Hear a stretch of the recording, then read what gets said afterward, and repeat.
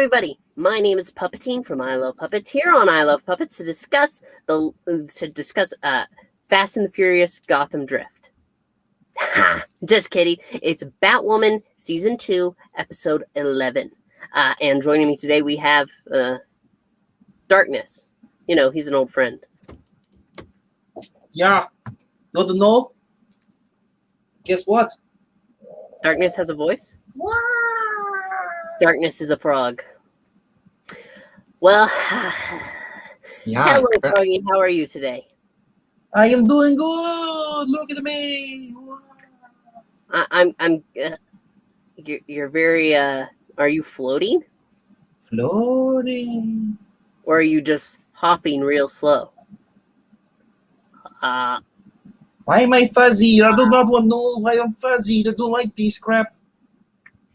Well, it's very odd. I know. I think it might be the darkness.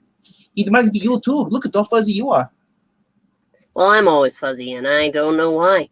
But I am always glad to be here, and I am always glad to have discussions with people in the audience. Hello. Nice to see you all today. We are here to talk about Batwoman, Episode 11 of Season 2. This episode it's really fun. This might be the best episode of the season. Yeah, it's actually been a very good episode. For all the haters, you can suck it because this was actually entertaining. Yeah, basically, it's a lot of conflict for a moment between Batwoman and Sophie. Yeah. Because Sophie is trying to infiltrate the Crows after Angelique was kidnapped on her watch.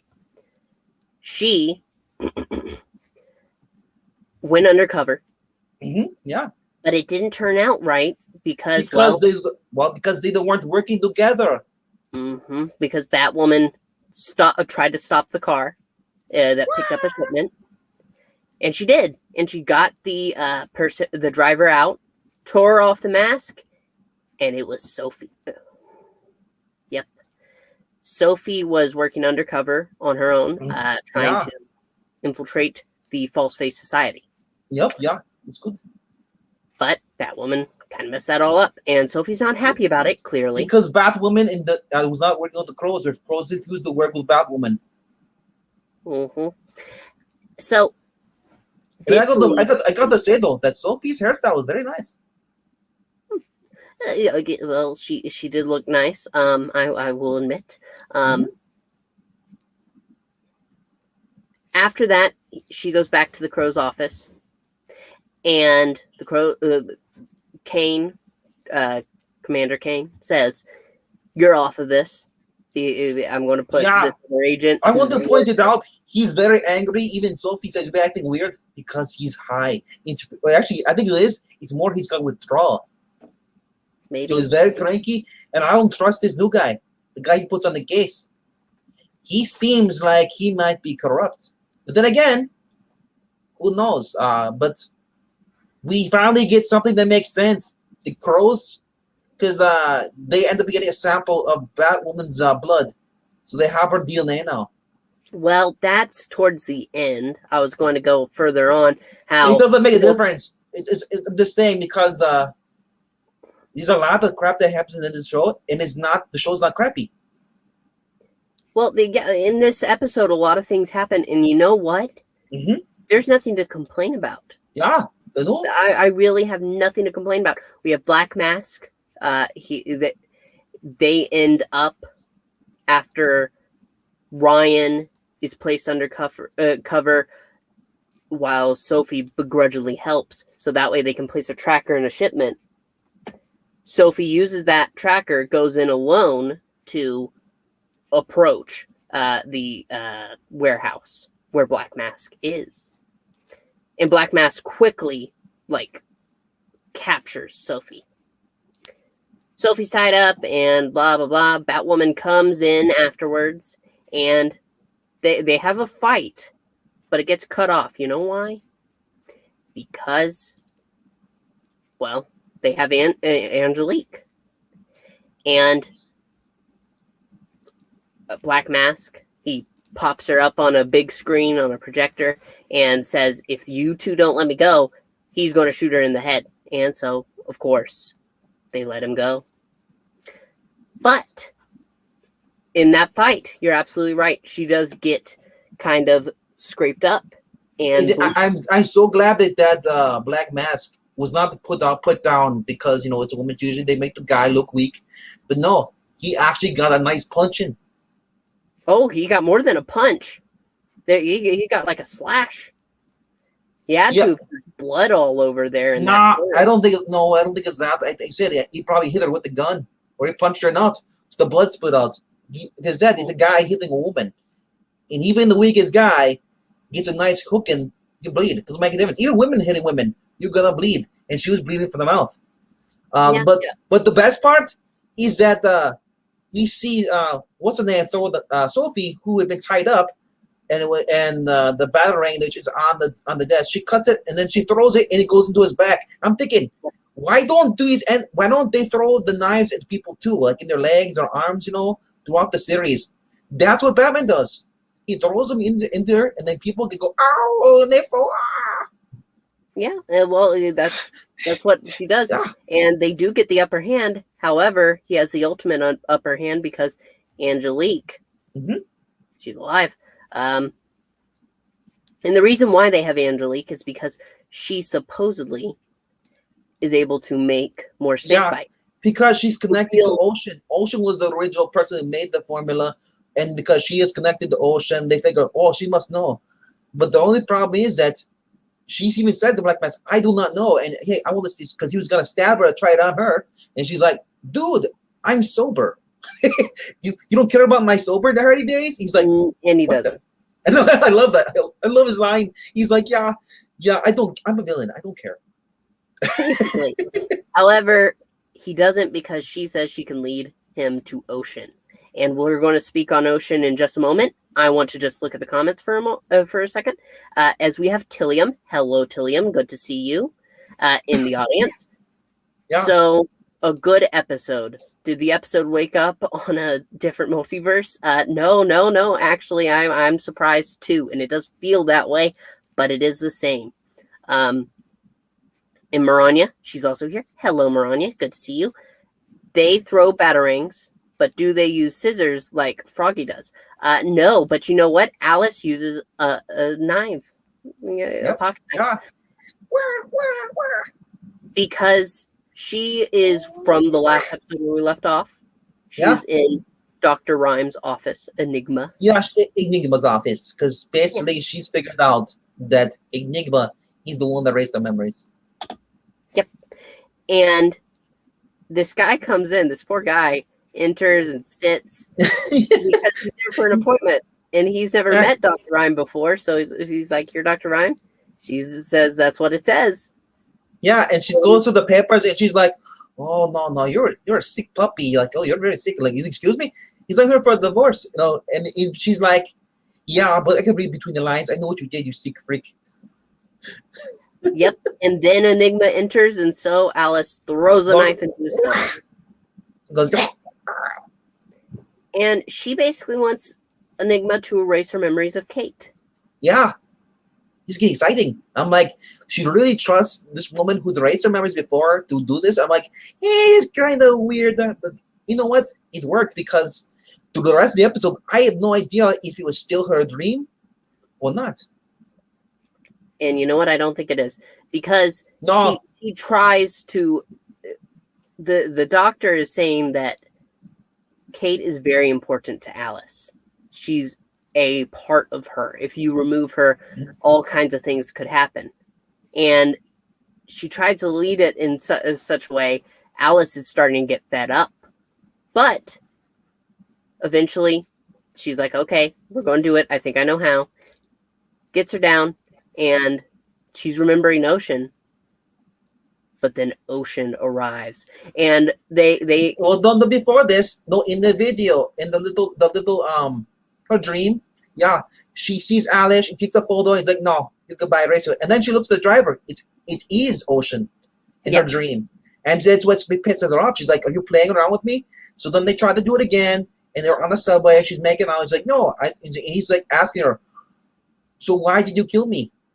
Do you regret it? So then, all of a sudden, we're back, and we're in the office, and Ocean arrives with the gun pointed out. We're like, is this part of the dream still, or are we just seeing a new thing? And we weren't doing it because he kept asking the same question. Do you regret it? Do you regret stabbing me? So it's like, is this really him, or is she just hallucinating now? Instead of seeing Kate, she's seeing Ocean. No, I'm pretty sure this is real. And you know why? What else is crazy? We don't know. She go, wah! Yeah, no, but it is real in this case because the whole Desert Rose knife comes into play, and he tells her, and they reconnect, and slowly but surely his anger melts. Yeah. In at the end, they're like, he asked her the same question again. I'm like, this is getting confusing. He asked her the same question that she was thinking that he was going to ask question, and then all of a sudden she's like, well, you know what? Before we get past this, I'm going to take advantage of this, and they start making all the good stuff. They're like, ooh, kissy. Great kissing. And it's like, I'm like, no, don't do it, Alice. Kill him again. Kill him. No. Yes, kill him. No. Kill him. Kill him. No. Alice is crazy. She's a villain. Villains do not love. She's not Harley Quinn. She does not need an Ocean. Just to say she's a villain and thus she cannot have interests. That doesn't track at all. No. And you know what? This means we do have a confirmed straight character on the show. Actually, two, because you have to have two to make a couple. Yeah, you also need to have another one, a man and woman, in order to make Kate Kane. But the point is, this is a really solid episode all around, and it's surprising, especially coming after the previous one, which was kind of frustrating. And you know what? A lot of these episodes have been weak, starting from the get-go. But this, weak sauce. This episode is not weak sauce. It is strong sauce. No. The other ones were kind of weak, but this was actually like, I like what else is going on, and Alice was just kind of like, okay, Alice, go back to your normal self now, please. Well, we're going to see what happens with them. You know what? This is a great time to mention how it's going to be off a week. Oh, is it really? Oh, yeah, because they're bringing back Superman, right? No. Oh, they're not? Okay, then. I think it's just off for a couple weeks. It comes back May the 2nd. Oh, the 2nd, okay. Mm-hmm. And then we'll be that's on us.